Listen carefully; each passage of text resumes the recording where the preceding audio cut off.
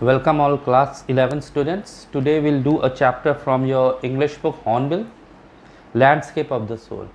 I'll read out a paragraph for you and then explain it. So we start with the first paragraph. A wonderful old tale is about the painter Wu Daozi. So Wu Daozi was a painter, a well-known painter during the Tang dynasty.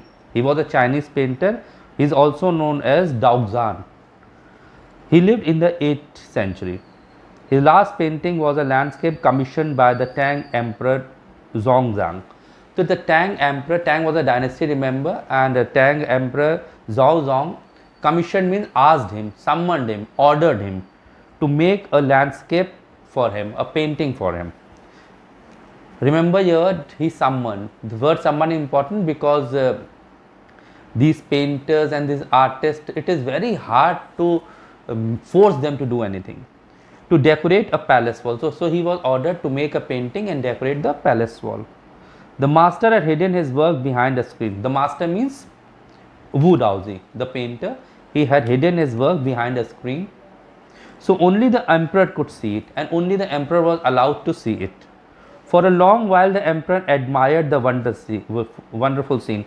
So the emperor looked at the beautiful scene, he looked at the scene, he admired the beautiful scene. Discovering forest, high mountain, the painting which he made on the wall had a beautiful forest, big forest, high mountain, waterfall, clouds and everything that was fascinating. Floating in an immense sky. Everything appeared that it was floating in the immense means vast sky. Men on hilly path, men were moving on hilly path. Birds in flight, birds were flying. Look, sire. Sire means lord. Said the painter. The painter asked his master, means the emperor, to look at the painting, and he told him that in this cave, at the foot of the mountain, dwells a spirit. Dwells means a spirit lives there. Where? Inside the cave. The painter clapped his hand. He clapped his hand like this, and the entrance to the cave opened. Remember, it was a painting. What we are doing is that it was a painting, and the moment the painter clapped his hand, at entrance of the cave which he made on the wall opened. The inside is splendid. He said the inside is very beautiful, splendid, beyond anything words can express. And that was beyond anything which words can explain. That could not be expressed in words. It was so splendid inside the cave. Please let me show you majesty, your majesty, the way. And he asked the permission of the king that he will show him the way inside the cave. The painter entered the cave, but the entrance closed behind them. The moment painter entered the cave, the cave door closed behind him. And before so who was left out? The emperor was left out, and the painter went in.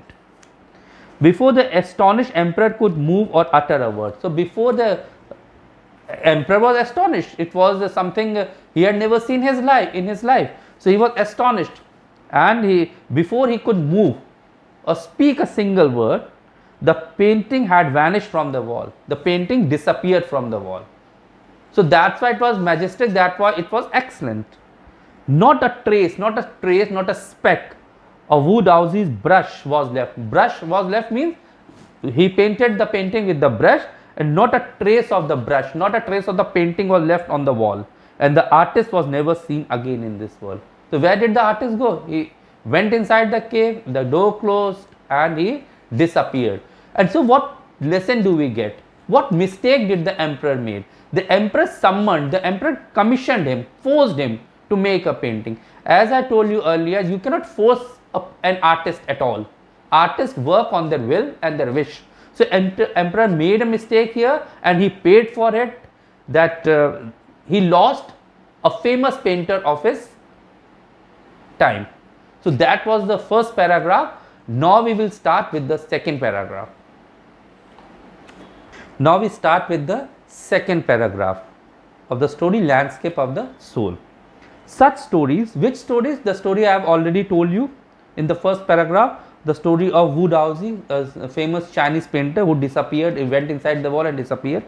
So such stories played an important. So these stories are as in India we have many stories. We have a number of stories related to kings and other fantastic things. So here in the even Chinese, in the Romans also they have a lot of stories. Such stories played an important part in Chinese classical education. Classical education, these stories plays an important part. The book of Confucius and Zhuangzi, who was known as Zhuang Zhao also, they were the philosophers, famous philosophers, are full of them. So these books, if you read books of Confucius and Zhuangzi, these books are full of these stories. These stories have a moral, these stories have a lesson.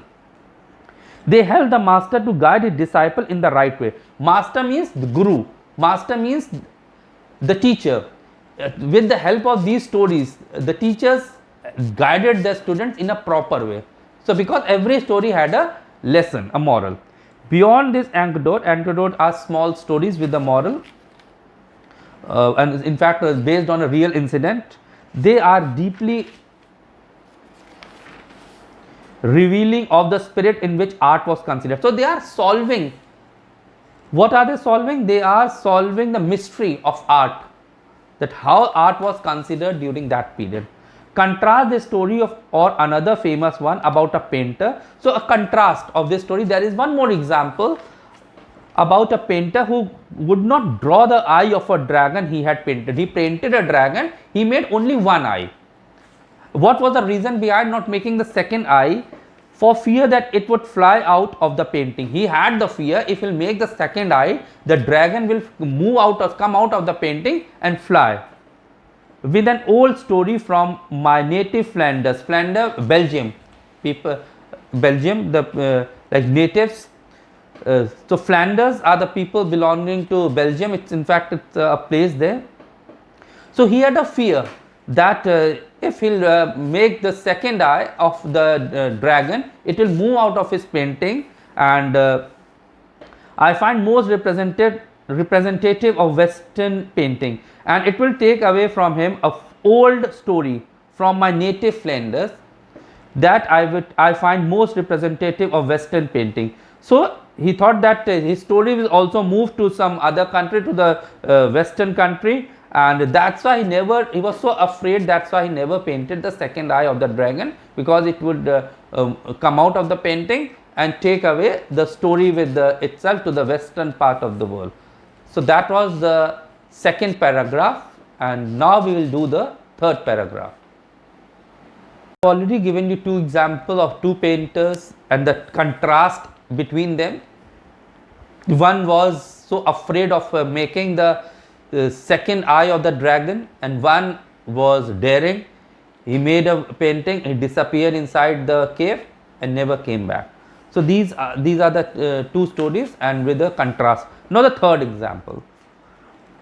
In 15th century, Antwerp, a master blacksmith, one who works with iron, called Quentin Metzi, fell in love with a painter's daughter. So Quentin Metzi, and he fell in love with a painter's daughter. He loved a painter's daughter. The father would not accept a son-in-law in such a profession. The father was not ready to accept him as his son-in-law because he was a famous painter, and how can he accept a son-in-law who was a blacksmith? So Quentin sneaked, means slowly went inside into the painter's studio and painted a fly on the latest panel. The latest painting of the painter. He slowly and quietly went inside the painter's studio, the painter's room, and painted a fly on the latest panel, the latest painting made by the painter. With such delicate realism, means with such a living description, in such a lively way, that the master tried to swat means hit, and to try to move out it away before he realized what happened. So the master painter, when he came inside, he saw a fly sitting on his painting. He thought, he took the fly as a living one and he tried to hit the fly, but very soon he realized that it was something done in a very beautiful manner, very realistic manner, and so he was highly impressed. Quentin was immediately admitted as an apprentice into his studio. So he was taken as an apprentice, as a sort of a untrained helper, untrained fellow by the master. He married his beloved, and later on he was allowed to marry the painter's daughter, and went on to become one of the most famous painters of this age. So he became one of the most famous painter of his age. There are two stories illustrate that each form of art is trying to achieve a perfect illusionistic likeness in Europe. Illusionistic means doubting, likeness is equalness in Europe. The essence of inner life and spirit in Asia. So that was the difference in the inner life and the real life of Asia. These were the two stories which depict about the difference between the painting in Europe and the painting in Asia. Asia, what does the do the painting of Asia depicts? They depict the inner life and the spirit. The inner life, the spirit, this inner life and the spirit which is there in the painting of Asia. These paintings are really good and they carry life in it. But the painting of Europe, they have some doubt. They are always doubting. You take it as something else and they definitely would be. You need to see them according to the poet's view. For that you have to borrow painter's eye. But these painting of Asia, especially India and China, they are very different from the painting of Europe, because to understand them you need to get inside them. So this is the major difference between the painting of Western Europe and the painting of Asia, China and India. Asia means both China and India are part of Asia only. So that was do the leftover part also. In the Chinese story, the emperor commissioned a painting and appreciate its outer appearance. In the first, if you remember the first part we did in the Chinese story, the emperor commissioned, he ordered the painter to make a painting for him and he appreciated the painting. He appreciated the outer appearance. Without getting inside it, he appreciated the outer appearance. So that's the view. That's the way the European paintings are made. They go for the outer appearance. But the artist revealed, remember the artist was a Chinese artist. So he wanted to tell him, he wanted to convey him the message, the true meaning of his work. He wanted the emperor to know what the art is. The emperor may rule over the territory he has conquered. The emperor, the kings may rule over the territory they conquer, but only the artists know the way in. So you can make a person forced to do something, but the real meaning of the work only these artists understand. Let me show the way. The Dao, remember the first about the first painter Wu Daozi, and his theory is known as Daoism also.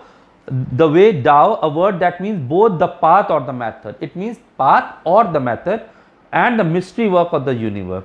So Dao means path and the method. The path, how to enter a painting, and the method, how to make a painting and enter the painting, and the mystery of the universe. The mystery of the universe. The painting is gone, the painting disappeared with the painter, but the artist has reached its goal. What was the goal of the artist? To make the people realize the importance of his painting, to make the people realize that artists can't be forced, to make the people realize the real meaning of the painting. So that was done by the artist and he disappeared with the painting beyond any material appearance. So you cannot force any artist. Real artists, you cannot force their work for their self-satisfaction, you cannot force them, and same was the case with the first artist. So that was the third paragraph. We finished the three paragraph, and next time I will give you the explanation of the fourth paragraph. Thank you. A classical Chinese landscape. So what is the difference between the Chinese painting and European painting? Western painting and figurative painting means they are symbolic, they are metamorphical, and while the Chinese painter, they have a different point of view. They want their people to enter their painting. They want to get into the inner core of the painting, and they are not like the Western painters who paint and you need to borrow their eyes to go into the inside the painting. Means the Western painting, if you go through see the Western painting, you have to see the painting according to the point of view of the artist. But the Chinese painters paint the painting that in which you can enter according to your own views, and you can go inside go through it and come back in a leisurely way, in a relaxed way. In a Chinese painting, the artist creates a path for your eyes. The artist creates a path for the viewers, and you have to go inside. And if you do in a horizontal way, that's hardly done in any of the arts. In with the action of slowly opening one by one section of the painting, you slowly open one section of the painting, enter it, then you move ahead, and then you come back in a leisure way, in a leisurely way. As I told you, it's hardly done in any other form. It's only done in the Chinese painting. Okay. Now you also, and the viewer have to be participating in it in a very active way. It needs active participation. Active participation means physically and mentally.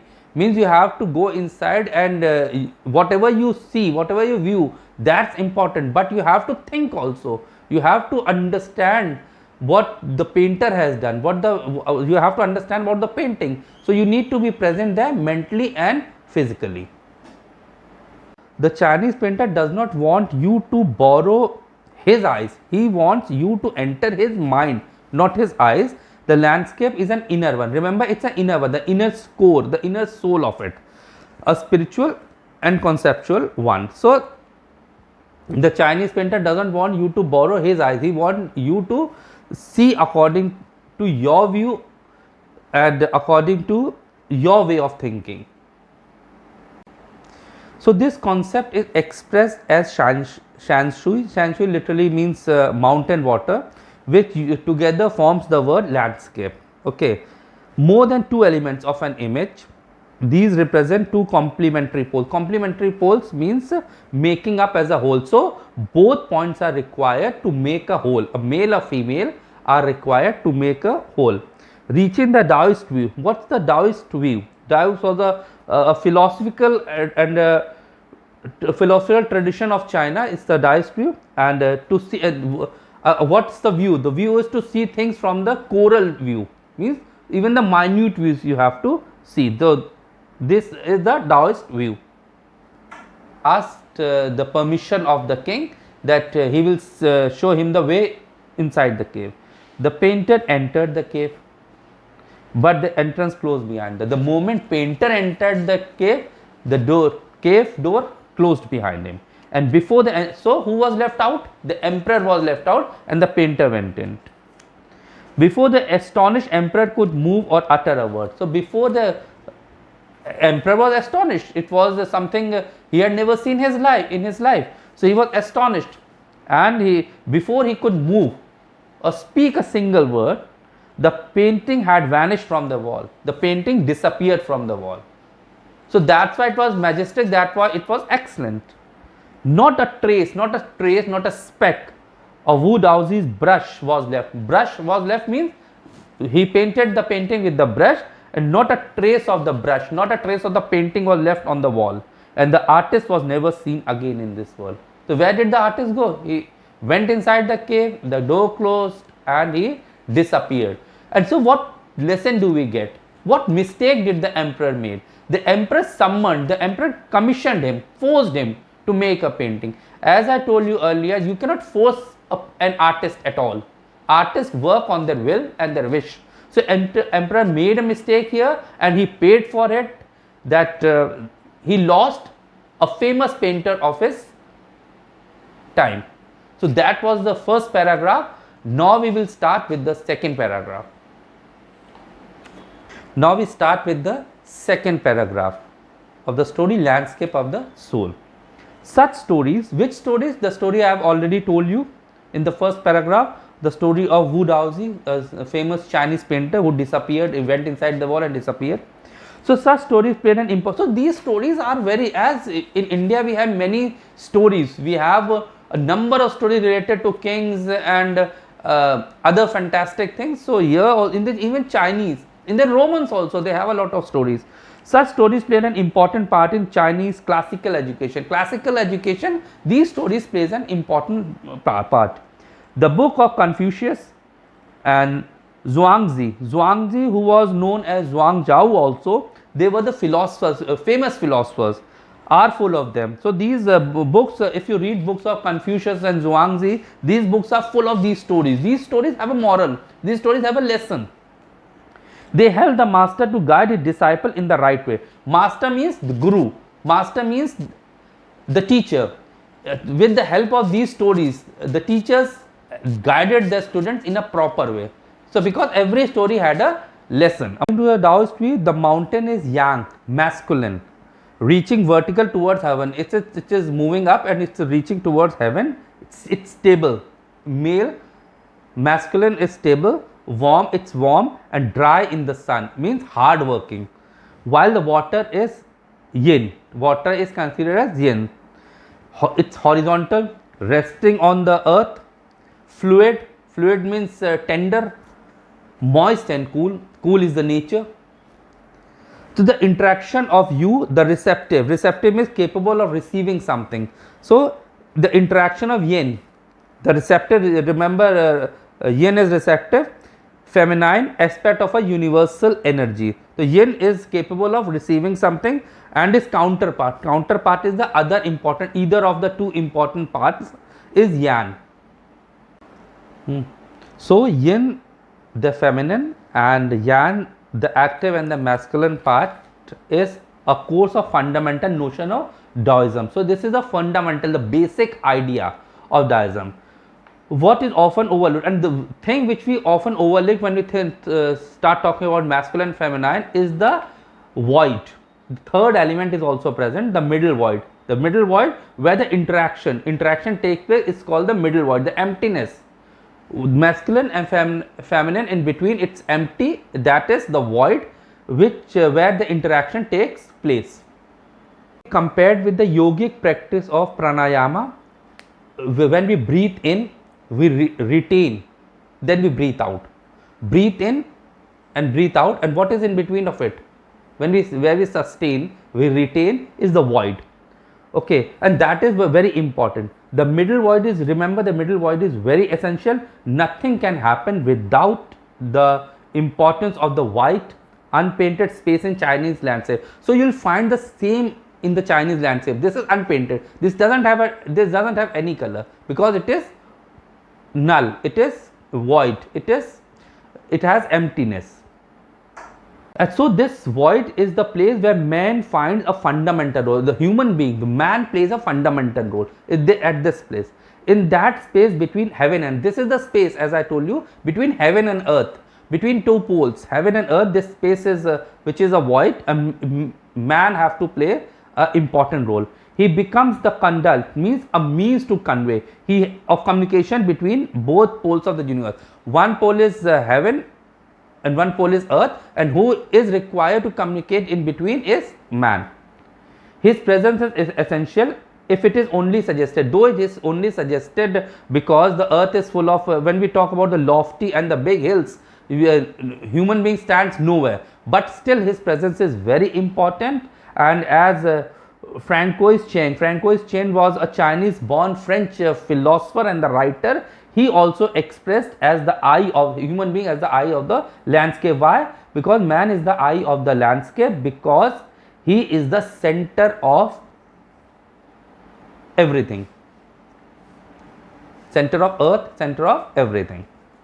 There is a French painter, Jean Dubuffet, who started the concept of art brut. Art brut is raw art, means like the untrained visionary was a minority. The very people believed in this raw art, that people who are not trained and then also they excel in that field. This is what the raw art is, and he promoted this. But at the time when he was promoting it in India, there was a person named as Nek Chand, and he even started flourishing with his ideas.